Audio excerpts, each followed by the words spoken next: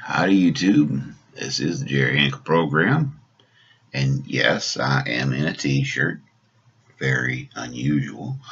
I am broadcasting or vlogcasting from my bathroom. I got the idea from Ashley Kringen, who is a journalist, a big city journalist from Oklahoma City. She also does YouTube on the side, as one does.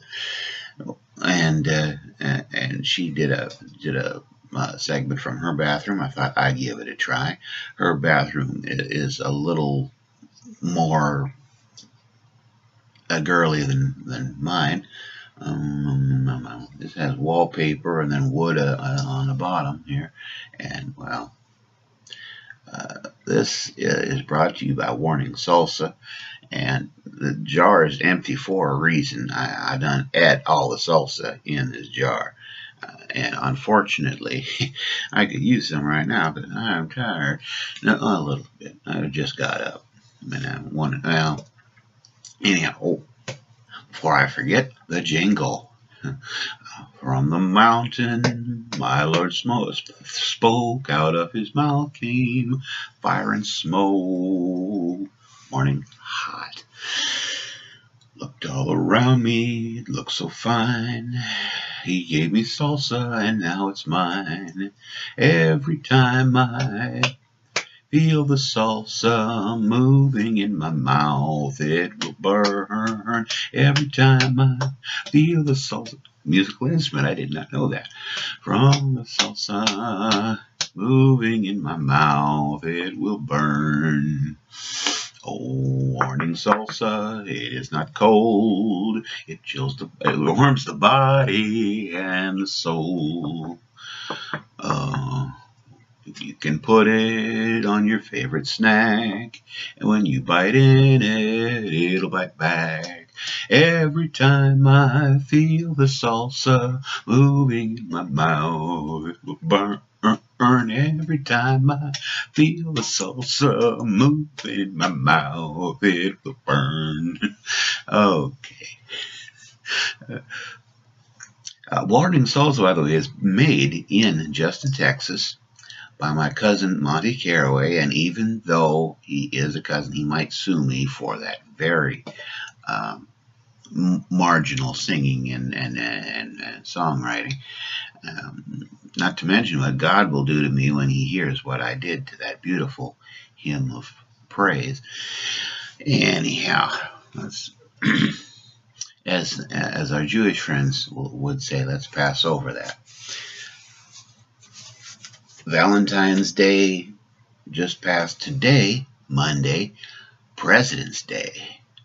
And we're not honoring Obama like everybody keeps saying. We are actually honoring our first president, who was born on the 22nd of February. Now, why we're doing it this early, I have no idea. We did the same thing to Martin Luther King. You know, his birthday was or maybe we celebrated it later than his actual birthday. I couldn't remember, and I'm just too lazy to look it up. So, which may be why we only had 11 viewers last week, because I was just too lazy to work. And there I go, scratching myself. Okay, so what are we going to talk about? Oh, Valentine's Day, that's right. And it's President's Day, Shrove Tuesday, and the local church having their big extravaganza. I volunteered to bring coffee because being a coffee drinker, I know where to buy coffee in this town, in the big city here, and so it has to be decaffeinated though. When I volunteered to get coffee, well, it has to be decaffeinated. You know, like I don't know where to find decaffeinated coffee. Well, I don't know.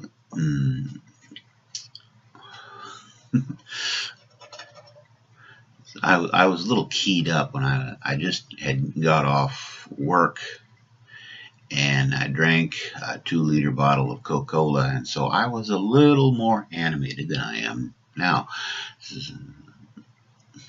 got some Mountain Dew back there. Maybe I should try that and try this joint. No, we're all right. And then Ash Wednesday. Not sure what I'm going to be doing Ash Wednesday. I've got a because there's a big old.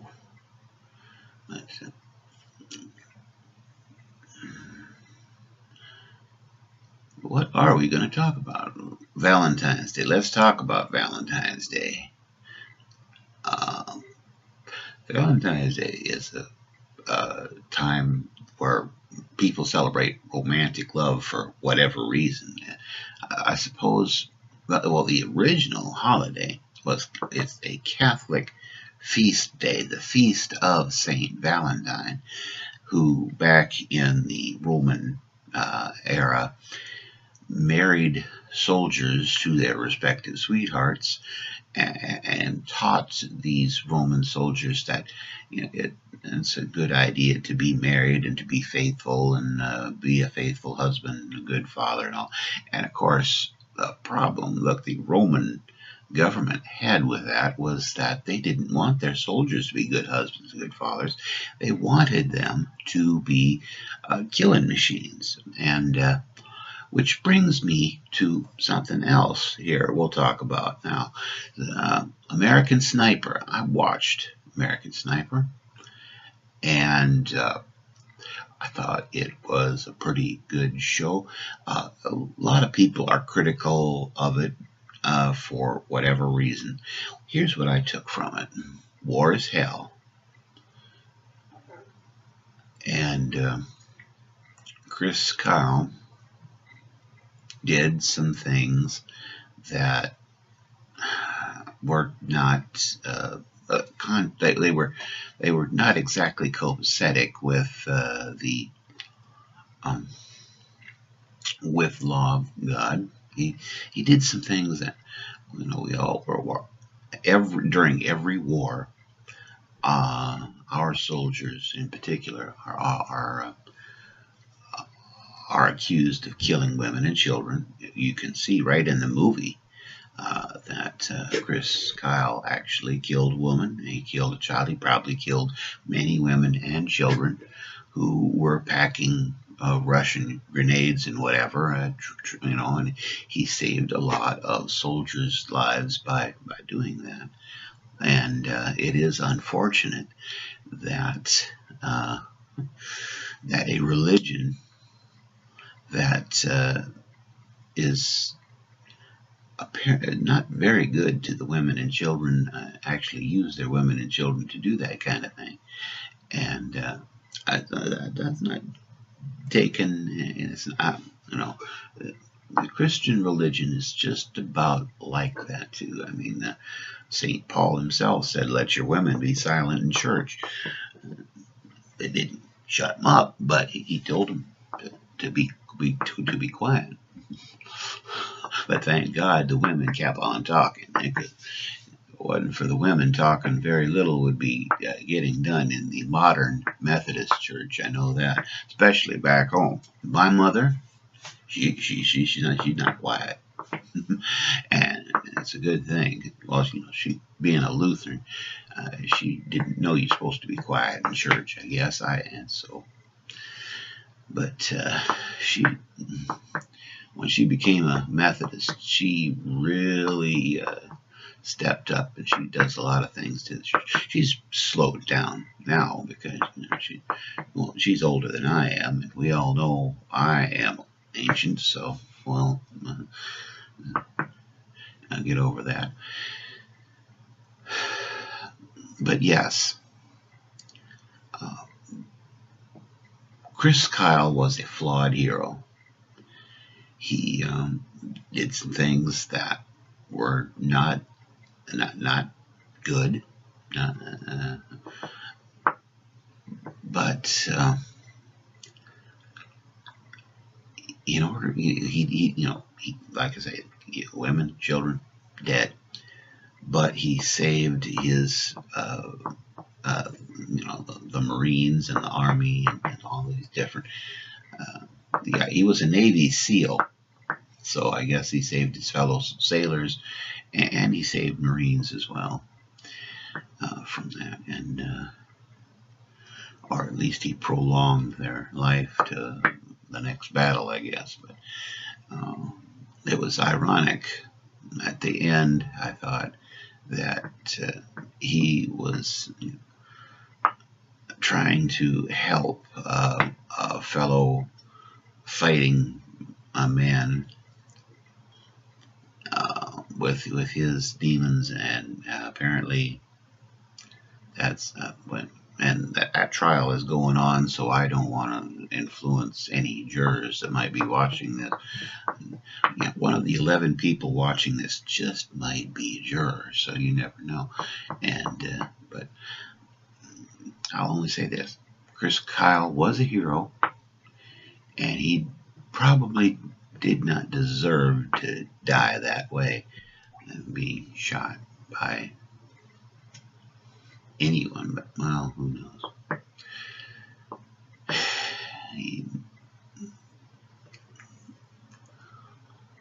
Okay, back to Valentine's Day.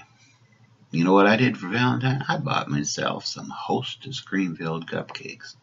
And that is impressive only because I'm usually very tight with money, but you know, ever since I started working at the Walmart, I had more money than I could spend. So I just, okay, it's just enough of them generic cupcakes. I want the genuine Hostess, even, and you know, I know it's the same, but you know, anyhow, we haven't had a whole lot discussed here, but oh, how about a song? We'll do a little, instead of a talk show, we should do a variety show. I should talk for a little bit, then sing a little bit, and I would like to have a guest come on, and we could talk about stuff, but and I'd even like to down the road, if we don't get canceled, I would like to do a little dare to share for a friend of mine who has cancer and who might need money down the road. We'll talk about that if it does happen. Song, The Barn Dance from Tom T. Hall's Children of Fall.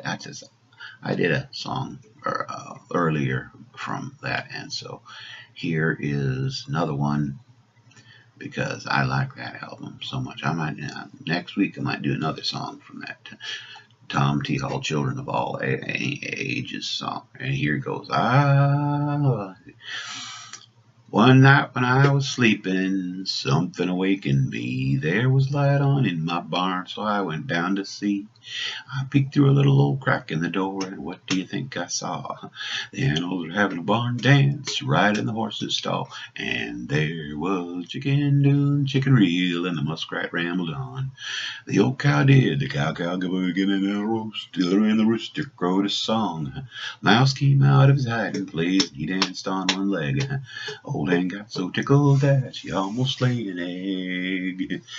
They was all dressed up for the barn dance. It made me want to laugh. Rabbit wore a big bow tie, and the pig was looking through a looking glass. Goose danced with a gander till an old goat butted in. Horse was a horsing around a lot until the mare got mad at him. And there was chicken doing the chicken reel, and the muskrat rambled on. The old cow did the cow again, the rooster crowed a song. Mouse came out of his hiding place, he danced on one leg. The old hen got so tickled that she almost laid an egg. And there was chicken doing the chicken reel, and the muskrat rambled on. The old cow did the cow boogie, and the rooster crowed his song. Mouse came out of his hiding place, he danced on one leg. The old hen got so tickled that she almost laid an egg. Okay, and this is the Jerry Hinkle program, brought to you by Warning Salsa. I'm wearing a shirt, a t-shirt that says tough enough to wear pink, and the reason this is breast cancer fundraising thing. I gave like $10 or $5 to the t-shirt, and they do breast cancer research, and so that's why. And breast cancer is an issue that we might talk about a little more in detail. The reason why I concerned myself with that particular issue is because I have three of my mother's four sisters are breast cancer survivors. Fourth one has not been diagnosed yet. My mother has not been diagnosed yet. That's not saying that they couldn't be down the road. And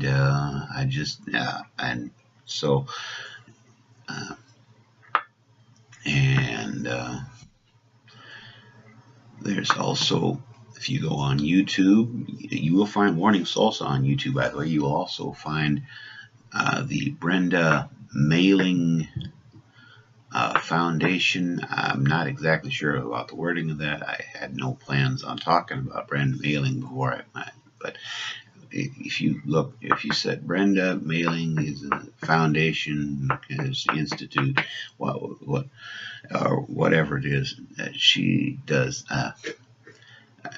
she had breast cancer and did not survive, but her family started